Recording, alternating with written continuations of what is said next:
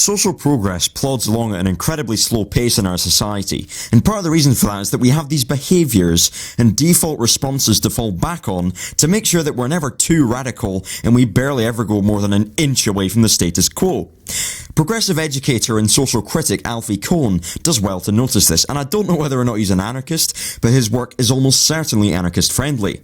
In his book No Contest, The Case Against Competition, he lists 5 methods of preventing social change, and as anarchists we're certainly familiar with this stuff, and it gets really annoying, so I just thought it'd be fun to share these with you. Enjoy.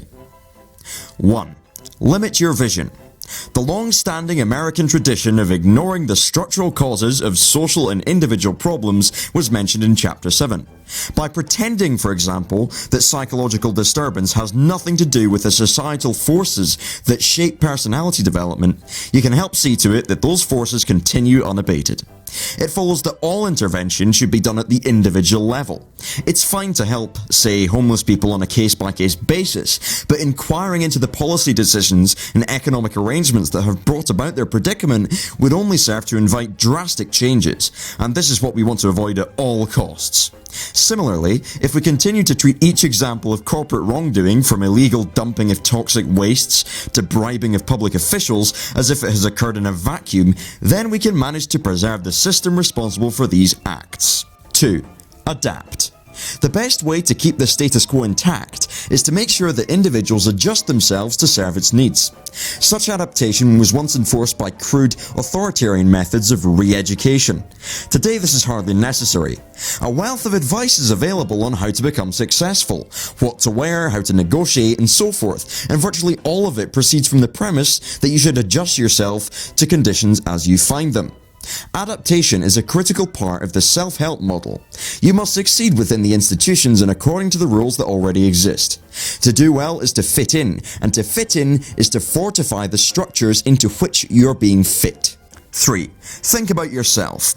Implicit in any exhortations to succeed by giving them what they want is the suggestion that you should be totally preoccupied with your own well-being. The more you limit your concerns to yourself, the more you help to sustain the larger system.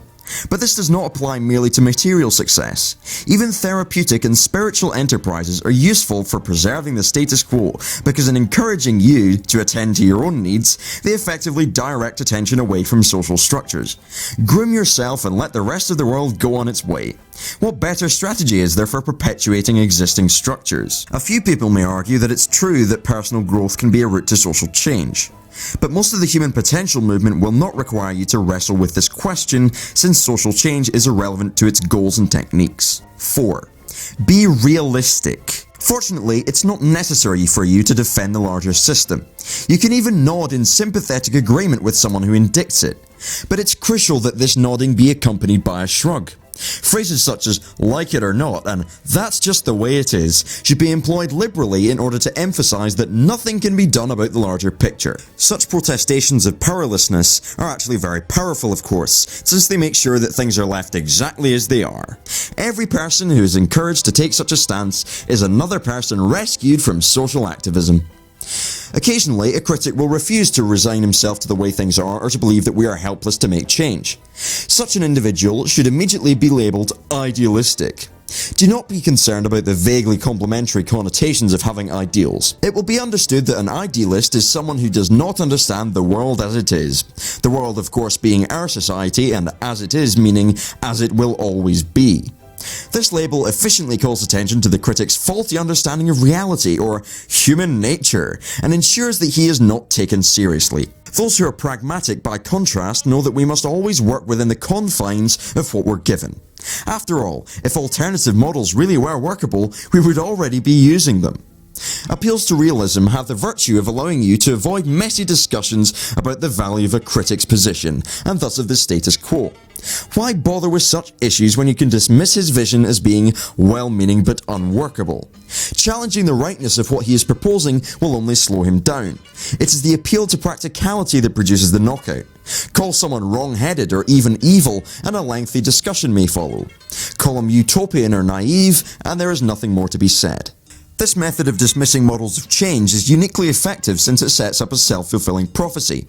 If enough people insist that an alternative arrangement cannot work, they will be right. Its failure can then be cited as substantiation of one's original skepticism. No one uses this maneuver more skillfully than policymakers who are mistrustful of public institutions. Because of their conviction that governments can do nothing right, they divert funds from public schools and hospitals.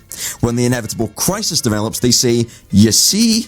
Appeals to realism can ensure that institutions which threaten to promote social change, for example, legislative bodies, universities, and the media, do nothing but reflect the status quo. In the name of democracy, descriptive accuracy, and objective journalism, respectively, these institutions can be tamed and made into powerful instruments for perpetuating whatever is in place.